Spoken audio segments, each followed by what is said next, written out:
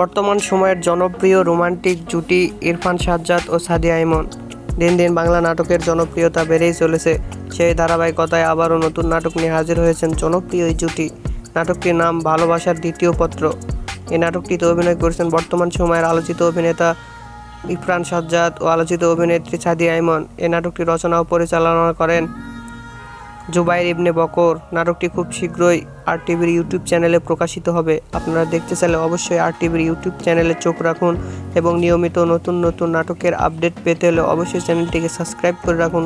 পরবর্তী ভিডিওর জন্য অপেক্ষা করুন।